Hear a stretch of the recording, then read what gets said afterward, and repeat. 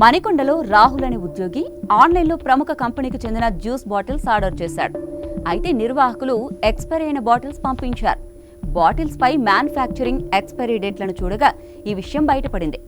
లేకపోతే వాటిని తాగి అనారోగ్యం పాలయ్యేవాడే. మిగిలిన పోటీ సంస్థల కంటే తొందరగా డెలివరీ చేయాలన్న అత్యుత్సాహం ఇలాంటి ఘటనలకు కారణమవుతోంది. ఇక 15 నిమిషాల్లోనే డెలివరీ చేస్తామని ఒకరు, 10 నిమిషాల్లోనే ఇంటికి చేరుస్తామని మరొకరు పోటీ వాతావరణంలో వినియోగదారులను ఇబ్బందులకు గురిచేస్తున్నారు. అందుకే ఈ అంశంపై బల్దియా ప్రత్యేకంగా దృష్టి పెట్టింది. జీహెచ్ఎంసీ పరిధిలో ఈ-కామర్స్ స్టోర్స్ డెలివరీ పాయింట్స్ పై ఫుడ్ సేఫ్టీ అధికారులు ఆకస్మిక తనిఖీలు చేశారు.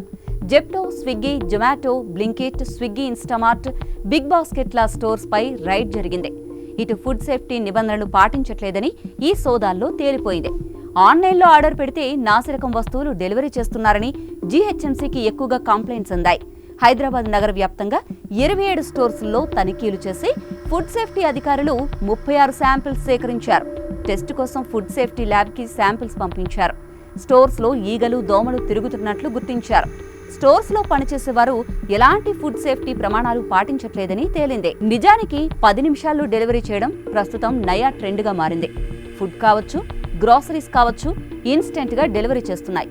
అయితే ఈ తొందరలో పడి కస్టమర్లకు నాసిరకం సరుకులు డెలివరీ చేస్తున్నాయని ఈ కంపెనీలపై విమర్శలు భారీగా వస్తున్నాయి. క్విక్ కామర్స్ అతిపెద్ద సెగ్మెంట్గా మారిపోయింది. ఈ సెక్టార్లో ఉన్న అవకాశాలను కంపెనీలు గుర్తించి సొమ్ము చేసుకుంటున్నాయి. వేగంగా డెలివరీ సర్వీసులను అందిస్తూ ప్రజల కొనుగోలు విధానాలను మార్చేశాయి. మరోవైపు ఆన్లైన్ ఫుడ్ యాప్స్కు సిటీలో విపరీతమైన డిమాండ్ ఉంది. ఇంట్లోనే కూర్చుని పాల నుంచి మొదలుపెట్టి నిత్యావసర సరుకుల వరకు ఏవైనా తెప్పించుకునే వెసులుబాటు ఉండడంతో సిటీ జనం ఆసక్తి చూపిస్తున్నారు. పైగా ఆఫర్లు కూడా ఇస్తూ ఉండడంతో అట్రాక్ట్ అయిపోతున్నారు. షాప్, మాల్కు వెళ్లి రావడం టైం వేస్ట్ వ్యవహారమని జనాలంతా ఆన్లైన్లో గ్రాసరీ యాప్స్లోనే ఆర్డర్స్ ఇచ్చేస్తున్నారు.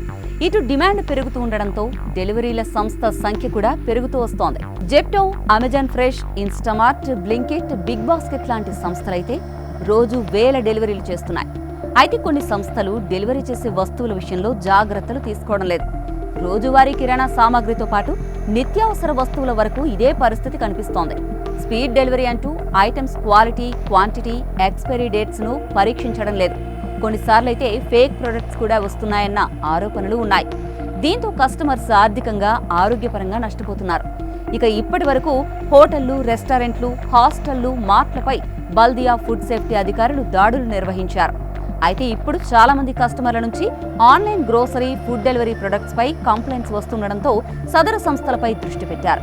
పలువురి నుంచి వివరాలు సేకరించిన జీహెచ్ఎంసీ ఫుడ్ సేఫ్టీ అధికారులు డెలివరీ చేసే స్టాక్స్ పాయింట్లపై దాడులు చేశారు. దీంతో అసలు నిజాలు బయటకొస్తున్నాయి. ఇదండి సంగతి. ఇక నుంచి ఆర్డర్ చేసుకున్న ప్రతిసారి మీ ఐటెంను ఖచ్చితంగా చెక్ చేసుకోండి. లేదంటే మీ ఆరోగ్యమే పాడైపోతుంది. ప్లీజ్ కొంచెం జాగ్రత్త.